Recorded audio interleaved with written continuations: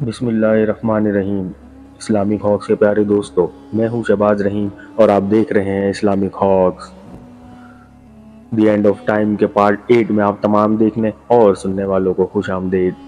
چلتے ہیں ویڈیو کی طرف، مگر ویڈیو میں آگے بڑھنے سے پہلے آپ تمام دیکھنے اور سننے والوں سے گزارش ہے کہ میرے چینل کو سبسکرائب کیجئے، ویڈیو کو لائک اینڈ شیئر کیجئے اور بیل آئیکن کو بھی پریس کر دیجئے تاکہ میرے نئے آنے والے ویڈیوز کے نوٹیفیکیشن آپ تمام دیکھنے اور سننے والوں کو مل سکیں۔ چلتے ہیں ویڈیو کی طرف۔ آغا سید علی موسوی۔ ہمارا عقیدہ یہ ہے، بلکہ کافی اہل سنت بھائی بھی اس پر اعتقاد رکھتے ہیں کہ آپ صلی اللہ علیہ وآلہ وسلم نے فرمایا کہ میرے بعد 12 خلیفہ ہوں گے اور یہ سب کے سب قریش سے ہوں گے، بلکہ بعض روایات میں ہے کہ پیغمبر صلی اللہ علیہ وآلہ وسلم نے فرمایا پہلا علی ہے اور آخر میں مہدی ہے۔ شیعہ عقیدہ ہے کہ وہ پیدا ہو چکے ہیں اور 2055 میں شاید آپ کے سامنے آ جائیں۔ آپ کے والد امام حسن عسکری ہیں جو ہمارے 11ویں امام ہیں اور امام مہدی آج تک زندہ ہے۔ پیارے ساتھیوں، اہل سنت کا عقیدہ ہے کہ وہ پیدا ہوں گے اور علامات بھی کچھ اس کی ہیں۔ علامات کے ظہور کے بعد امام مہدی کا ظہور ہوگا، دجال کا خروج، سفیانی کا خروج، بہت علامات ہیں، کافی علامات ظاہر ہو چکی ہیں۔ امام کا خروج مکہ معظمہ میں مقام ابراہیم پر ہوگا، وہ اپنے ظہور کا اعلان کریں گے، اللہ کی طرف سے ہوگا، ہم خود نہیں بنائیں گے۔ پیارے ساتھیوں، شیعہ نقطہ نظر بھی یہی ہے کہ خلافت اور امامت اللہ کی طرف سے ہے۔ سب سے اہم بات وہ معجزہ کہ اس کے آگے سر تسلیم خم گئے، بغیر چارہ نہیں۔ امام مہدی کی سب سے بڑی علامت یہ ہے کہ جب ان کا ظہور ہوگا، حضرت عیسیٰ علیہ السلام کا بھی ظہور ہوگا۔ عیسیٰ علیہ السلام آسمان سے اتریں گے اور امام مہدی کے پیچھے نماز پڑھیں گے، اسلام کا نام باقی رہے گا۔ پیارے ساتھیوں، اسلام صرف چند رکعت نمازوں کا، مسجد کی تعمیر کا اور ماہ رمضان کے روزوں کا نام نہیں ہے، اسلام ایک نظام عدل کا نام ہے۔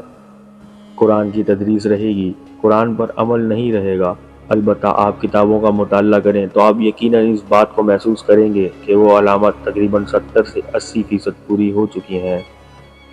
پیارے ساتھیوں، امام زمانہ کے ظہور کی علامت یہ ہے، نزدیک دور اور دور نزدیک ہوگا۔ اب دیکھیے، ہم یہاں بیٹھے ہوئے ہیں، ہماری آواز دنیا میں کہاں کہاں تک جا رہی ہے اور کون کون سن رہا ہے، اور نزدیک دور ہے۔ آج باپ بیٹے میں اتنی جدائی ہے کہ باپ بیٹے کو نہیں جانتا، بیٹے کو باپ کا پتہ نہیں وہ کہاں ہے۔ یہ بھی ایک علامت ہے۔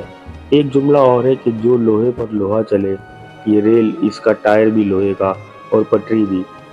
ہمارا تو عقیدہ رجعت پر ہے۔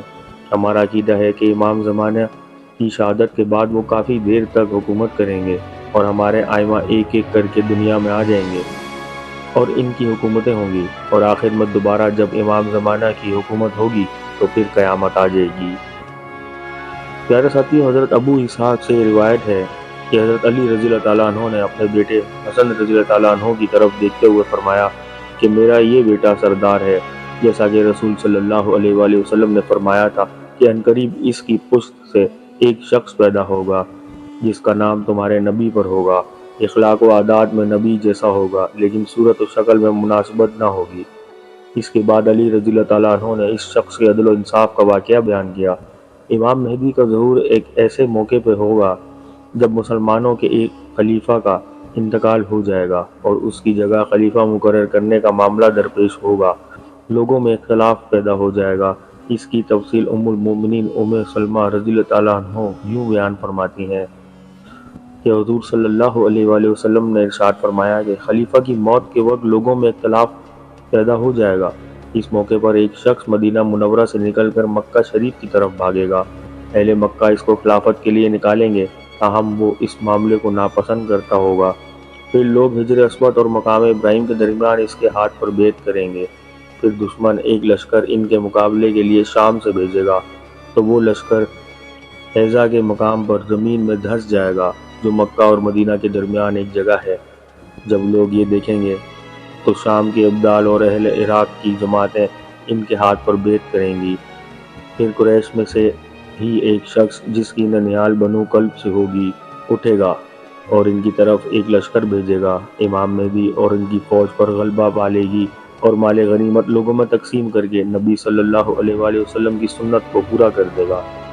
پھر اسلام اپنی گردن زمین پر ڈال دے گا، یعنی کرۂ عرض پر اسلام پھیل جائے گا۔ پھر اس کے بعد وہ 7 برس زندہ رہیں گے، پھر ان کا انتقال ہو جائے گا اور مسلمان ان کی نماز جنازہ پڑھیں گے۔ ابو داؤد فرماتے ہیں کہ بعض راویوں نے ابو حشام کے حوالے سے یہ کہا کہ امام مہدی 9 برس زندہ رہیں گے، بعض نے کہا کہ وہ 7 سال زندہ رہیں گے۔ اس حدیث میں کفار کے لشکر کے زمین میں دھس جانے کا ذکر کیا گیا ہے۔ وضاحت کرتا چلوں کہ دوسری حدیث میں حضور صلی اللہ علیہ وآلہ وسلم نے قیامت سے پہلے کے وقت میں 3 واقعات زمین میں دھس جانے کے پیش کیے ہیں، ایک مشرق میں، ایک مغرب میں اور ایک عرب میں۔ اس حدیث میں عرب میں پیش آنے والے واقعے کا تذکرہ ہے، چنانچہ تمام واقعات کی تفصیل کو دیکھ کر جو واقعہ ذہن میں آتا ہے اس کا خلاصہ یہ ہے کہ امام مہدی کے ظہور سے پہلے مسلمانوں کی حالت بہت بے بسی اور بے چارگی کی ہوگی، اور پوری دنیا کے مسلمان کسی رہنما کی تلاش میں ہوں گے۔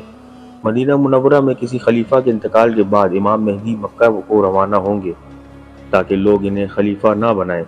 مکرمہ میں طواف کے دوران لوگ ان کو حدیث میں بیان کردہ علامات سے پہچانیں گے، اور حجر اسود اور مقام ابراہیمی کے درمیان مسلمان ان کے ہاتھ پر خلافت کی بیعت کریں گے اور وہ اسلامی سلطنت کے قیام کے لیے ساری قوتوں کو جمع کریں گے۔